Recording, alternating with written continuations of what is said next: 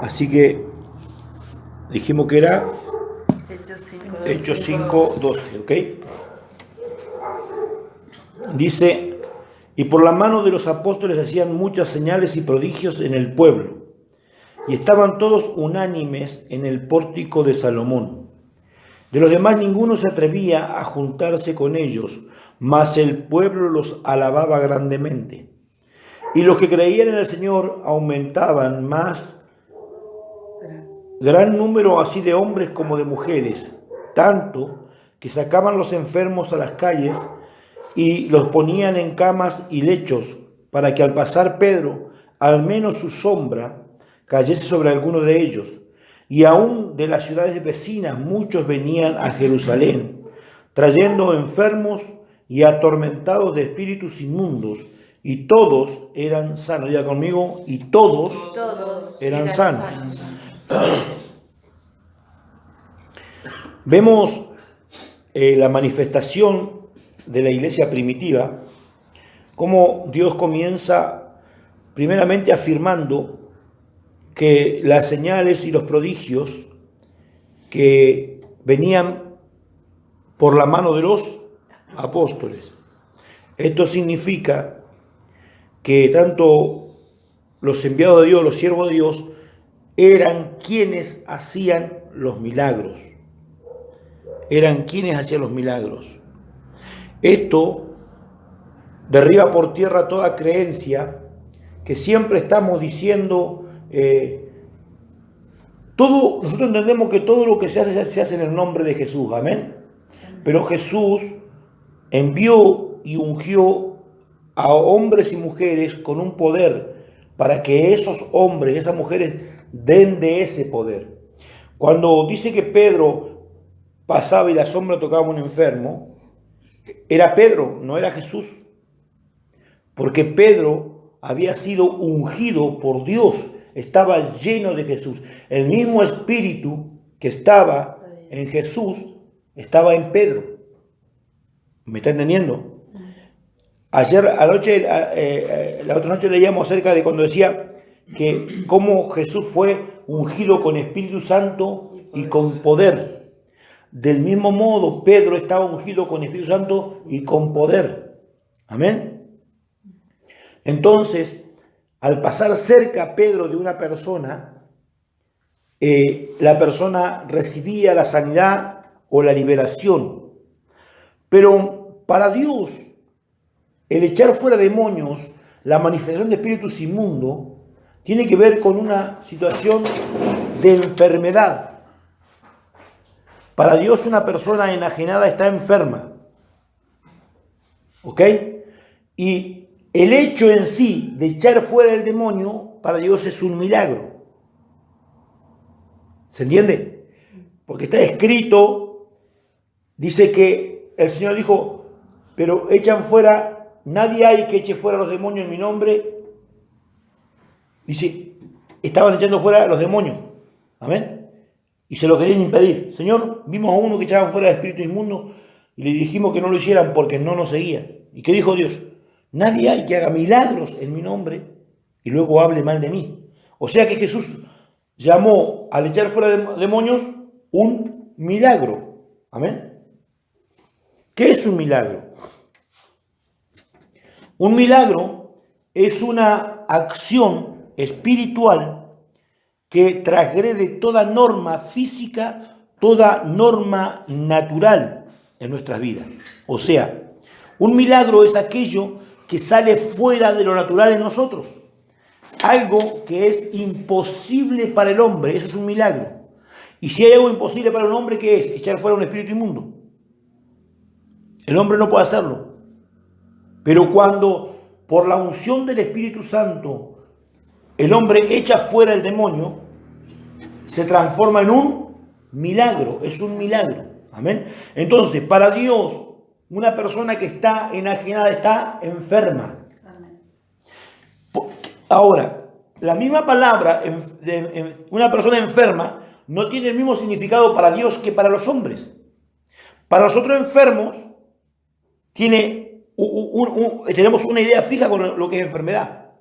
Para Dios enfermo es algo que puede ser curado. Dios trata de enfermo a alguien que puede ser curado. ¿Por qué? Porque para Dios no hay imposible. ¿Está conmigo? Ahora, si leemos nosotros aquí, nos vamos a encontrar que Dios dice, aún en las ciudades vecinas, muchos venían trayendo enfermos y atormentados de espíritus inmundos y todos eran sanos. O sea, los enfermos de enfermedades como la lepra, como lo que sea, el cáncer, esos enfermos y los que estaban poseídos por espíritus inmundos, para Dios tenían la misma valor. Iban a ser sanados, liberados. La palabra sanar de Dios también significa liberar. ¿Se entiende eso? También es liberar. Por eso cuando nosotros declaramos, ahora, estábamos hablando con mi esposa esta mañana, justamente en este lugar, y hablaba ella acerca de lo que dice en Romanos, y quiero que me acompañe al libro de Romanos, capítulo 10. Romanos, capítulo 10.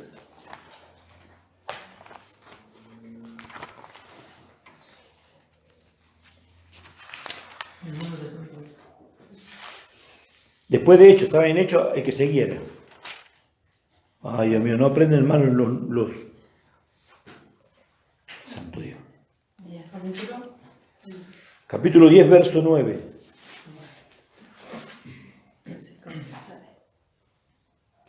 Dice que si confesares con tu boca que Jesús es el Señor y creyeres en tu corazón que Dios le levantó de los muertos, serás salvo. Diga conmigo, salvo.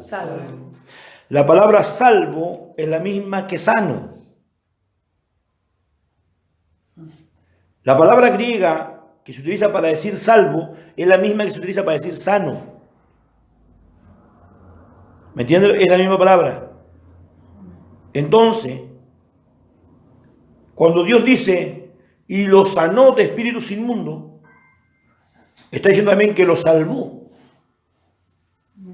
Porque cuando usted es libre de espíritus inmundos, tiene libertad para escoger las buenas cosas que Dios tiene para su vida.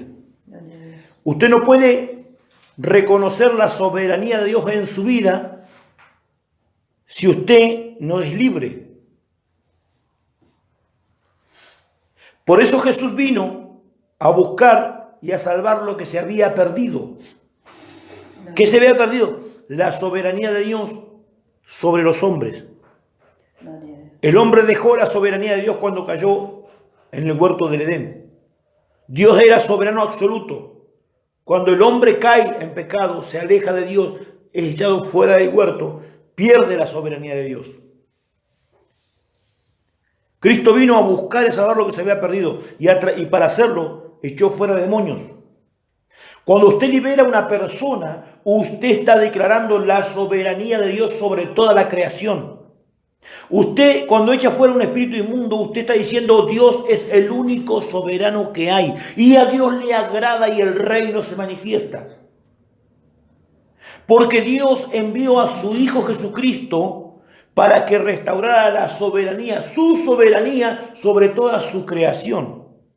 Cuando usted hace las obras de Cristo, echa fuera los demonios, entonces usted está declarando la soberanía de Dios y por ende Dios se goza en eso y obra en favor suyo y entonces el reino está con usted. ¿Entiende esto? Fíjese lo que dice en el verso 10. Porque con el corazón se cree para justicia, pero con la boca se confiesa para salvación. ¿Cuál es el asunto? Pero con el corazón se cree para justicia. Cuando la justicia de Dios se manifiesta en nuestro entorno, en nuestra vida, su justicia tiene que ver con algo poderoso. Cuando Jesús va a partir, dice, pero el que en mí cree, las obras que yo hago, también las harás. Y aún mayores, porque yo voy al Padre. Esas obras mayores tienen que ver, exclusivamente tienen que ver con que nosotros, siendo pecadores, por la gracia y misericordia del favor de Cristo en nosotros, podemos hacer las mismas obras que hace Él y aún mayores obras. Ahora, ¿qué hace el religioso? El religioso cree que si él dice en el nombre de Jesús, está hecho. Con la boca se confiesa para salvación, pero no tiene la justicia de Dios porque él no lo cree en su corazón. El religioso no cree en su corazón. El religioso habla y él cree que si vos repetís lo que está escrito en la Biblia, es la palabra de Dios. Y la palabra de Dios se manifiesta en tu boca para salvación cuando tú lo crees en tu corazón para justicia. Entonces, la justicia de Dios que dice que Cristo es la palabra viva, por tu boca sale ese poder. Cuando vos vas a reprender a un demonio, si vos no has creído en tu corazón la soberanía de Dios en tu vida, no hay justicia de Dios. Por tanto, podés reprender todo el día, que el demonio va a seguir estando allí. Porque vos no crees para justicia. No hay justicia de Dios en tu corazón. Lo que a vos te autoriza y te empodera en el poder de Dios es justamente que vos lo creas en tu corazón. Porque con el corazón se cree para justicia. Romanos 1, 17, 16 y 17 dice: porque no me avergüenzo del evangelio, porque es poder de Dios para salvación a todo aquel que cree, al judío primeramente y también al griego. Porque en el evangelio la justicia de Dios se revela por fe y para fe, como está escrito, mas el justo por su fe vivirá. Entonces, cuando yo le creo a Dios, cuando yo creo lo que Dios ha dicho, yo tengo que creerlo en mi corazón. Entonces la justicia de Dios se manifiesta en mí. Cuando la justicia se manifiesta en mí, yo no necesito citar la Biblia para que el demonio se vaya afuera. Se va afuera porque Satanás, el diablo y los demonios saben que vos sos el santo de Dios. En el Espíritu, cuando vos le crees, cuando está la justicia de Dios en tu corazón, en el Espíritu se ve, se refleja en lo espiritual que vos tenés el poder de la soberanía en tu vida. Que Cristo vive en vos. ¿Me estás escuchando? Cuando vos tenés la justicia de Dios. ¿Qué dice la Biblia acerca de Jesucristo? ¿Jesucristo qué es? Poder y sabiduría de Dios. Es su justicia. ¿Quién es el justo? Cristo es el justo. Amén. Cuando la justicia de Dios está en tu corazón, ¿quién habita en tu corazón? Jesucristo. Cuando los demonios te ven a vos, ¿a quién ven? A Jesucristo. Cuando vos le decís te vas fuera, ¿quién lo está diciendo? Jesucristo, porque con el corazón se cree para la justicia, pero con la boca se confiesa para salvación, para sanidad, para liberación. ¿Me está entendiendo? Entonces, cuando yo le creo a Dios, cuando yo creo a Dios lo que Él ha ratificado en mi vida, yo soy una persona que así como se movieron los santos apóstoles del Señor, nos movemos hoy. Aquellos que dicen que hoy no hay apóstoles porque nunca conocieron a Cristo. Porque no conocen a Dios, no conocen el Evangelio de Jesucristo, no tienen ni idea de lo que hablan. Ahora, yo no me voy a poner de pie a juzgarlos a cada uno de ellos.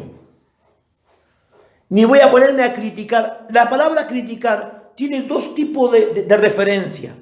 Una es egocéntrica, la otra es corporativa. Ambas, la misma palabra se puede, utilizar en dos direcciones diferentes.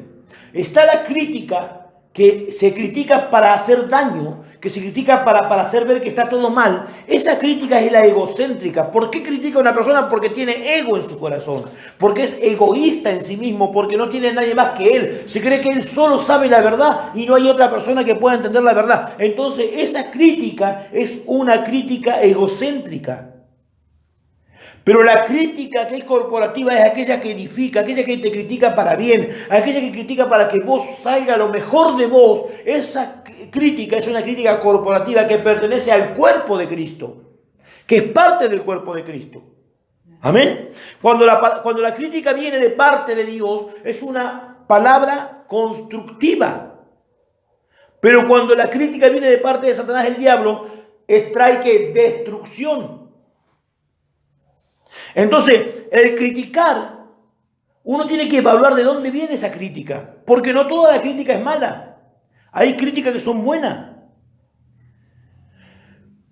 ¿Por qué cambiaste? Y lo que pasa es que me dijeron esto y esto, y eso hizo que yo cambiara. Esa crítica te llevó ¿a qué? A que vos cambiaras y pudieras ser mejor. No te destruyó, te construyó, te incluyó en el cuerpo, fue corporativa. Amén. Pero cuando la crítica viene para destruir, que no te deja levantar, que vos no te podés levantar por causa de la crítica, entonces ahí no está Dios en el tema. Eso evaluándolo desde el punto de vista del emisor, de la persona que habla. Ahora vamos a evaluarlo desde el punto de vista del receptor, de la persona que recibe esa crítica. Vos vas a recibir la crítica conforme estés vos en tu corazón. Porque si no hay justicia de Dios en tu corazón, vos vas a creer que la crítica es para destruirte.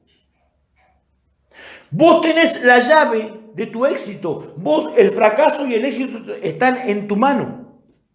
Vos sos el que decidís si esa crítica te va a levantar o esa crítica te va a destruir. Porque si yo estoy bien con Dios, digan lo que me digan, todo lo que me digan será para bien. A los que aman a Dios, todas las cosas ayudan para bien. Por más que me critiquen, esa crítica me va a levantar. Cuando yo tengo a Cristo en mi corazón, cuando yo estoy bien delante de Dios, cuando la justicia de Dios está conmigo. ¿Cuándo me bajan los brazos? ¿Cuándo es? Cuando yo soy la persona que está mal. Entonces cuando alguien dice, pero vive criticándome, pero sos vos el que está mal, hijo. Porque la crítica, si vos estás bien con Dios, te va a levantar. ¿Se entiende lo que digo?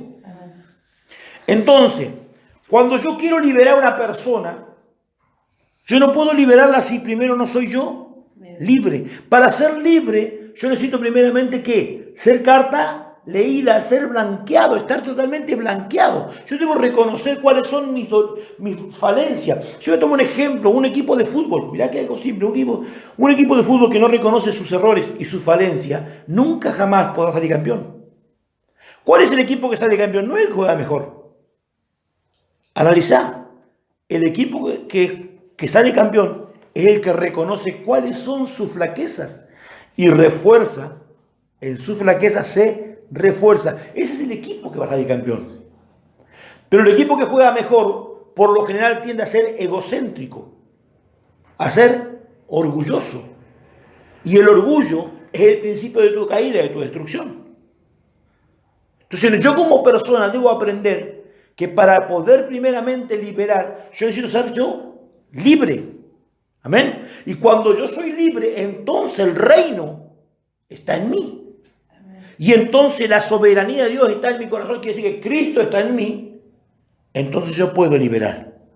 Entonces cuando yo le diga al demonio, te vas fuera, ¿qué va a hacer? Cuando yo le diga, cuando yo entre a un lugar, cuando entre a mi hogar, espíritu que haya inmundo, ¿qué es lo que va a ocurrir? Se va a ir. No puede soportar estar donde vos estás. Pero ¿por qué a veces en nuestros hogares tenemos espíritus dando vuelta? ¿Por qué ocurre eso? Es el testimonio.